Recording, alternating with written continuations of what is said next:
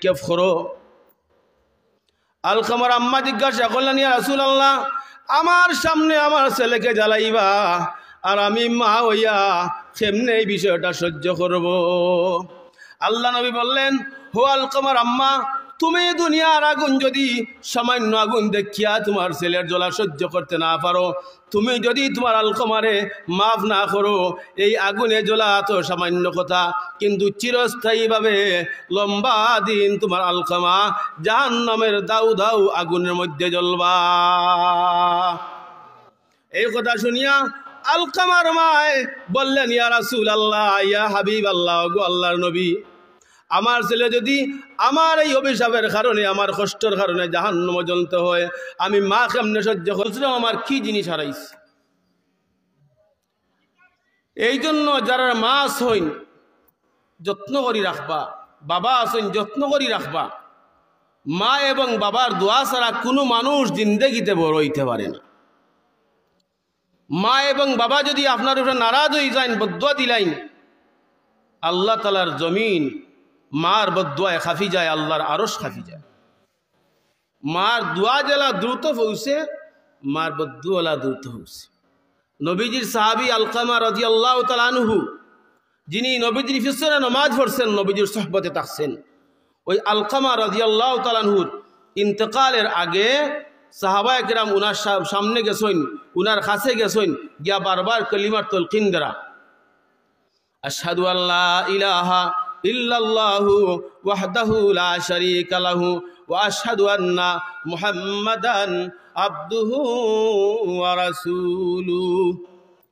বারবার কলিমার তালকিন দ্বারা হযরত আলকামা রাদিয়াল্লাহু তাআলা আনহুর জবান দিয়া কলিমা বাইরন, সক্রাজ্য শুরু হইছে, রূহ বাইরন না, কলিমাও বাইরন। সাহাবায়ে কেরাম বারবার চেষ্টা কররা, নবীজি সাহাবায়ে কেরামের কাছে জানতে চাইলা, সাহাবায়ে কেরাম উত্তর দিলা, ইয়া রাসূলুল্লাহ, কোনো মুহূর্তে আপনার আলকামার জবান দিয়া কলিমা বাইরন না। আলকামায় খালি কইরা, লা আদরি, আমি কিচ্ছু জানি না, আমার জবান দিয়া কলিমা বাহির হইতেছে না। আল্লাহ নবী সাহাবায়ে কেরামদেরকে বললেন, ও আমার সাহাবায়ে কেরাম, খবর নিয়ে দেখো আলকামার মা জীবিত আছেননি। সাহাবায়ে কেরাম খবর নিয়ে দেখেন আলকামার মা জীবিত আছেন। নবীজি আলকামার বাড়িতে গেলেন, গিয়া আলকামার মাকে বললেন, হো আলকামার আম্মা, তোমার সন্তানের ব্যবহার তোমার সাথে কেমন আছিল? আলকামার মা জবাব দিলা, ইয়া রাসূলুল্লাহ, ইয়া হাবিবাল্লাহ, আমার আলকামার আমলের জিন্দেগির ভিতরে নমাজ আছে, আমার আলকামার জীবনের ভিতরে রোজা আছে, হজ আছে, যাকাত আছে, কুরবানি আছে, সব কিছু আছে। ইয়া রাসূলুল্লাহ, আমার আলকামার স্ত্রীর সাথে মাঝে মধ্যে আমার হালকা যোগ রইত, কিন্তু আমার আলকামা, আমার ছেলে হইয়া মাঝে মধ্যে আমার কথার উপরে তার স্ত্রীর কথার প্রাধান্য দিতা, আমার কথারে গুরুত্ব না দিয়া স্ত্রীর কথারে গুরুত্ব দিতা। আর ওই কথাগুলা মাঝে মধ্যে আমার দিল কষ্ট লাগতো, আর আমি কষ্ট পাই একদিন বদদুয়া দিলেছিলাম। আল্লাহ নবী বললেন, ও আলকামার আম্মা, তুমি তোমার আলকামারে মাফ করিয়া দেও। আলকামার মা বললেন, ইয়া রাসূলুল্লাহ, ইয়া হাবিবাল্লাহ, আমি আলকামারে মাফ করতে পারতাম না। নবীজি সাহাবায়ে কেরামদেরকে বললেন, ও সাহাবায়ে কেরাম, আলকামার শরীর থেকে কাপড় খুলো, আলকামার শরীর থেকে কাপড় জামা খুলো, আলকামার জন্য লাকড়ি রেডি করো, লাকড়ি রেডি করিয়া লাকড়ির মধ্যে আগুন লাগাও, আর ওই আগুনের ভিতরে আলকামারে নিয়ে নিক্ষেপ করো। আলকামার আম্মা জিজ্ঞাসা করলেন, ইয়া রাসূলুল্লাহ, আমার সামনে আমার ছেলেকে জ্বালাইবা, আর আমি মা হইয়া কেমনে এই বিষয়টা সহ্য করব? আল্লাহ নবী বললেন, হো আলকামার আম্মা, তুমি দুনিয়ার আগুন যদি সামান্য আগুন দেখিয়া তোমার ছেলের জ্বলা সহ্য করতে না পারো, তুমি যদি তোমার আলকামারে মাফ না করো, এই আগুনে জ্বলা তো সামান্য কথা, কিন্তু চিরস্থায়ীভাবে লম্বা দিন তোমার আলকামা জাহান্নামের দাউ দাউ আগুনের মধ্যে জ্বলবা।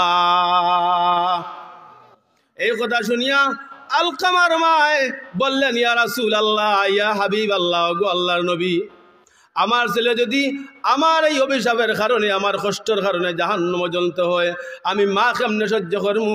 ইয়া রাসূলুল্লাহ, ইয়া হাবিবাল্লাহ, ও গো আল্লাহর নবী, আমি আমার ছেলে আলকামারে আমার পক্ষ থাকিয়া পুরাপুরি ভাবে মাফ করিয়া দিয়া দিলাম। মায় মাফ করতে দেরি আলকামা রাদিয়াল্লাহু তাআলা আনহুর জবান দিয়া সঙ্গে সঙ্গে লা ইলাহা ইল্লাল্লাহু মুহাম্মাদুর রাসূলুল্লাহ বাইর হয়ে গেছে।